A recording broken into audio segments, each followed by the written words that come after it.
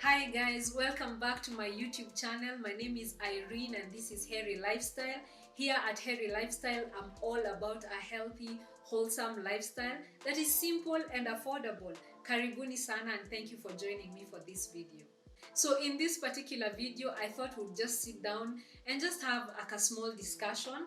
There are so many things that are going on in our country. We have a hashtag lower food prices. I wanted to just talk to you about 10 things that we can be doing to survive the harsh economic times that we are going through. All of us have noticed that everyday prices are going up, everything has gone up. We have just closed school after a very short but very tough academic year. I mean, the terms have been coming one after the other. Everyone is complaining about, books and school fees and transport and fuel, cooking oil. So let's talk about 10 things that you can be doing that will help you survive the harsh economic times and make it easier for you. Now, as we talk about these things, they apply to all of us. It's not that I have everything right. I'm also talking to myself as I talk to you. So we are learning from each other. Yeah. So number one, DIY. That simply means do it yourself. In this channel, you've seen me showing you how to make things in your house, how to make your own body butter, how to make your own granola, how to make your own yogurt, how to make your own cooking fat and everything. The best way that we can survive the harsh times we are going through is to learn to do things for ourselves. My mental thought, what I have always in mind is, if someone else is doing it so that I can go out there and buy it, then I can also do it myself. I love the age of information we are living in. If you go to YouTube, we call it YouTube University, you'll get tutorials on just about anything. Whether you need to make detergent for your house, whether you need to just get maize and go and have it milled for your food. Learn to do things for yourselves. You will find yourself saving a lot of money, and you'll find yourself also using quality products because you're quality controlling what you're making for yourself. It's a very important thing that we need to learn, and we need to teach our children and teach the younger generation. You don't need to buy everything. There's so many things you can do for yourself. Number two, you've seen me doing this. Learn to go to the market. Find a market that is near you and go to the market to buy your things. I mean, every time I go to the estate shop to buy things, vegetables, you guys, things are ridiculous. And there's always this statement every seller says, hakuna vitu, kuna jua sana, hakuna vitu hazipatikani kwa soko. But when you go to the market, you will be surprised at the prices that you will get. You may be living somewhere where there's no market. You don't have to go every week. You can just choose maybe even one Saturday, go to the market, shop. It could be once a month, but it will save you a lot of money. And what you will notice is when you go to the market, you will also find better products, better prices.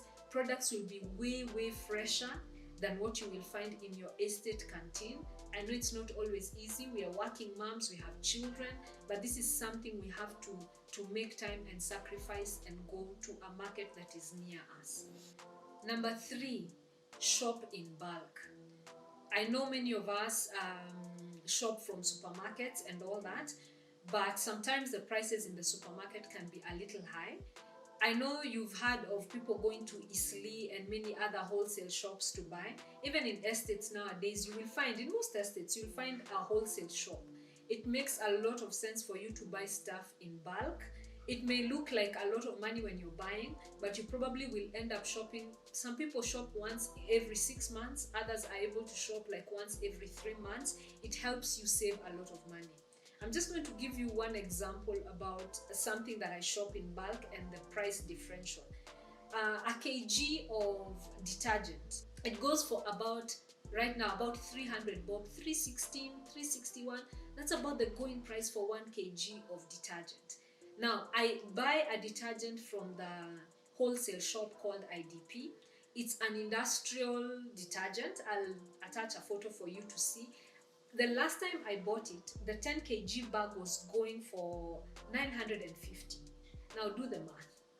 That means 1 kg of that detergent is actually 95 shillings. compared to what you're buying, 360, 350, 300 shillings for a kg of, or any other soap. I'm not trying to shame any soap or anything like that. All I'm trying to say is when you buy things in bulk, there are a lot of things you'll find you're making a saving. You will not be needing to go to the supermarket ever so often every month. You'll find you go every couple of months, because one of the ways to spend money is to keep going to the supermarket. You'll always find yourself buying things you were not even planning to buy. Number 4, be a bargain hunter. Hey, if you're anything like me, you're going to look for a bargain anywhere and everywhere. You'll find good bargains online sometimes. Supermarkets such as Carrefour, here and there, they have some very good bargains that you can go for. But also out there, they're very good deals you will find. I'm going to give you an example of the cost of butter. I found somebody on Instagram who was selling a kg of butter for 900 shillings. Now, if you do the math, that comes to about 230 shillings per 250 grams. Instead of buying it in a supermarket where it goes for 300 plus, 350 shillings plus, I got to buy it for about 230 shillings. So I found it at 230 and I found it at 250. And you see, that's a very big difference in price. So be on the lookout. You'll find Carrefour sometimes they're just selling tomatoes at 50 bob a kg, or they're selling carrots at a bargain. If you're able to take on those bargains, they'll save you a lot of money and you'll be able to save something at the end of the day. Number five, this one I really feel a lot about it. Be wary of modern conveniences. We're spending a lot of money, like using mobile money to pay for stuff. You're somewhere and you want stuff and you pay with M-Pesa. A lot of sellers these days, but they don't want to use steals. I don't know why. They want you to send them money directly to their phones. I checked the other day and discovered when I go to buy something, somebody says withdraw the money. I checked the cost of withdrawing 101 shillings. 101 to I think 500 shillings. They charge 27 shillings. Now imagine withdrawing 101 shillings and paying 27 bob. Isn't that like 30%? So we really do need to learn to avoid some of these conveniences that look very nice also come with a cost. Any convenience you're getting comes with a cost. So I know it's convenient to do some of these things, but they'll cost you money. You find that maybe you want to go somewhere. Instead of taking a mat or walking, because you can walk, you're thinking, let me take an Uber. It's only 200 bob. It's only 300 shillings. Sometimes we lose track of the few shillings and the few coins we are spending here and there. Convenience also comes in things like borrowing money through Fuliza and all these other apps where you're allowed to borrow money. You've gone shopping. You can borrow money for an emergency, but imagine a situation where you've gone shopping and then you're like, I don't have enough money, let me just Fuliza something. Or maybe you've gone out, you're drinking, you're having fun, you're partying, and then you decide you're going to just borrow. After all, I can always borrow, and it's very convenient to borrow money. No one will know, no one will ask you, no one will know you ever borrowed money. But at the end of the day, these are the things that are making the cost of living go so high. A lot of people have gotten into very bad debt because of mobile money borrowing. Nothing wrong with borrowing. You can borrow for an emergency, but you need to avoid situations where you're borrowing just for the sake of borrowing, or you're borrowing to just buy luxuries that you actually don't need to be buying. Number 6, eat in more, guys. Eat in more. Cook your own food and eat in your house more often than going out to eat. Now, I'm not even bothered by the price of eating out. For me, it's the premium tiers and the disappointment. These days when you go out and you pay a lot of money for a meal, and oh my goodness, it is so disappointing. When I go to a restaurant and let's say I pay 3,000, 4,000 because I've gone with my children, I just tend to think, I would have bought 10 kgs of meat. Then that meat I would have made in my house. So the secret is eat in your house, but also learn. You can go online, you can learn how to make your food so that it's nice and tasty. Many times we go out, we spend so much money. The food is not healthy, the food is not tasty. Another thing that you just end up being disappointed. You've spent all this money, you've been disappointed. Another thing is to carry food to the office. That one was skipping my mind. Yeah, carry food when you're going to the office. Cook in your house, carry your food.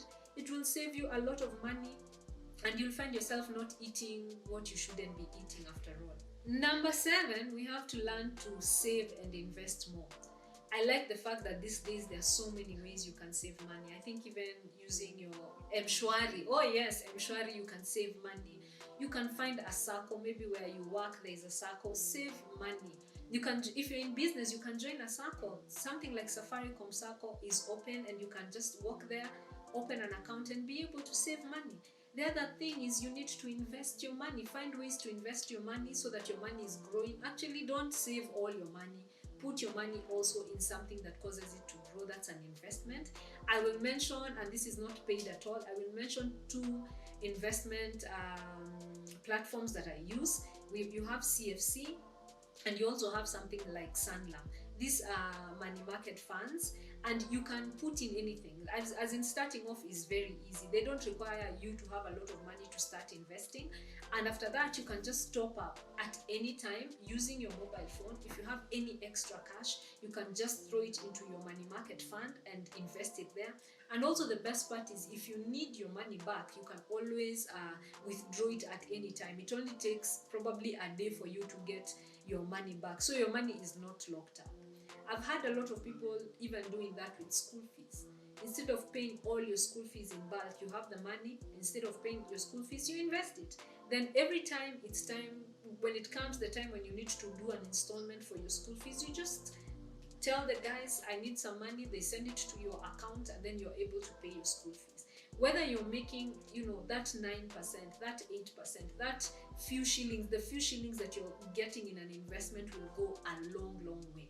And if you actually don't need that money, and you leave it in an investment like that for a couple of months, and then maybe a couple of years, you will be surprised how nicely it will grow. So something like saving and investing is something we need to get very, very serious about. We grew up in a culture where we weren't taught too much about saving and about investing. So guys, even if you're young, you're in your 20s, especially now, and maybe you don't even have too many expenses, start investing early. Start putting your money aside early. The time will come when you'll need that money, and you'll be grateful that you invested it. Now, when it comes to investments, it's good to know what the good investments are, and when you should invest, when you should save. We're in an election year, so be wary also. Don't just go into any investment, especially these investments of your friend telling you, oh, I'm starting a kabizna here, I have this deal that is going on, oh, we are selling what, and then you jump into investments that end up going sour. You hear people are buying land somewhere, and you want to go buy land speculatively. Somebody has told you, if we buy that land today, next year it will be twice in value. Be wary, do your homework, know when it's the right time to invest and what you should invest in. Number 8, tighten your belt. Now, when I say tighten your belt, I'm actually reminded of our parents.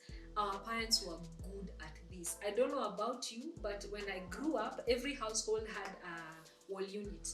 Our parents were so serious that they would lock up things like sugar, margarine. They just didn't allow us to spend things the way we want. It's a high time that we started, just tighten your belt. This is not the time to just buy extra shoes, extra bags. If you wanted a bag, if you wanted shoes, put it aside, tighten your belts. Things are tough. No, all the time is not the time to spend money. Understand that these are hard times and tighten up. Stop buying things that you don't need to buy. Stop buying luxuries that you don't need to buy. They can wait. Another time will come and you'll be able to do this. Another thing that comes into my mind when it comes to tightening your belt is talk to your children. I know if you have young children, you probably feel like they don't understand, but the older they get, I find like I have 2 teenage daughters, and they are of very good understanding. These days, even when we go out and they see a bill, they literally are like, oh my goodness, that's a very, very high bill. As they grow older, they begin to understand money, and they begin to understand the pain of making money. they become very sensitive. So talk to your children, talk to your family members, understand that we may need to cut back. Sometimes you may need to move to a smaller house, you may need to move to a different estate, you may need to move your children from one school to another. Whatever you need to do to make life easier for yourself, do it. Don't wait and sink yourself into debt just so that you can look like other people. It's not worth it. When we are in such economic times, it's very good for us to learn to tighten our belts and stop spending money that we don't need to be spending. Number 9, if it is at all possible, I know this is a hard one, but if you're able to move closer to where you work and to move your children to schools that are closer to where you live, this is a very good long-term strategy to save your money. Guys, I know how it is that you can have your children in one school and you feel like you can't find a school. But I encourage you, walk around. There are so many schools all over the neighborhoods. Just look around. You will just find, just perhaps you can be lucky enough to find a school that works for you, that is near where you live. This is something that I was able to do like maybe 2 years ago. And guys, honestly, I don't know. I wonder why I didn't do it earlier. First of all, my kids walk to school, can walk to school, can walk back home. Even if I have to drop them, it's a 2-minute drive to go and drop them. So I no longer have to pay things like school bus cost. By then, those things are very expensive. If you're paying per child something like 10,000 or 15,000 for transport, that's a lot of money. If you can have your children somewhere where they can walk, it is such a good long-term strategy to save you money. And for yourself as well. So whether it's your children or yourself, try to live very close to your workplace and very close to where your children go to school. If you're in business, this is much easier for you to implement. And don't worry, walk around. You will probably find a school that you didn't know of that will probably be cheaper and closer to where you live. I like this and I've really enjoyed it for the last 2 years. Last but not least, let's pray for our nation. Let's not forget that better times are coming. We may be going through hard times. We may be going through an election season. It will come and go. God is in charge. Let's not lose hope. Let's not be wary. Let's not think things cannot improve. Let's do our part as citizens. Yeah, do your part in all these things that we've talked about. Do your part in praying for our country. Do your part as a citizen. Do your part when it comes to voting. This is not political. Decide who you want to vote for, but we have a chance to do the right thing. And as we do the right thing, let's commit our nation. Let's pray for our nation. Let's pray for our leaders. And I believe everything will turn out well at the end of the day. So guys, that is what I wanted to talk to you about. I hope you enjoyed this video. I hope there's something that you learned. There's something that you can implement. If you have any comments, maybe you have something you'd like to add to this discussion, maybe you have another 10, 11, 12, 13, you can share with us other points that you have. We need to help each other. We need to chanua each other in this journey of life. Asanteni sana for watching this video. As always, don't forget to subscribe if you haven't. Turn on your notifications. Give this video a thumbs up. I'm so happy to have hung out with you today. Asanteni sana. I'll see you in my next video. Bye-bye.